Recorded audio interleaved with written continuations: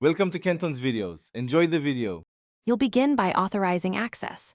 Sign into both Notion and Google with the accounts you intend to connect. Once signed in, open Notion and the page where you want the calendar. Make sure you have edit rights. In Google, confirm calendar sharing and API permissions if a prompt appears, because Notion needs calendar scopes to read or write.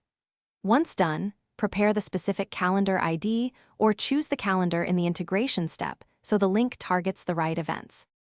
Now you'll add the integration inside Notion. Open Settings and Members, go to Integrations, and add Google Calendar. Grant the requested scopes so Notion can read and write events. Next, open your Notion database and add or confirm a date property that will map to Google Events. When prompted, choose the specific Google Calendar to connect and map start/end times to the date property. Make sure recurring event rules and time zones align between platforms. Finish by testing. Create an entry with a date in Notion and watch for it in Google Calendar.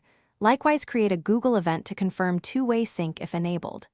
If you don't see changes, make sure the integration has full calendar permissions and that you selected the correct calendar ID and time zone. Mismatches often break sync. As a quick fix, reauthorize the integration or toggle the calendar mapping. If problems persist, remove and re-add the integration to reset tokens.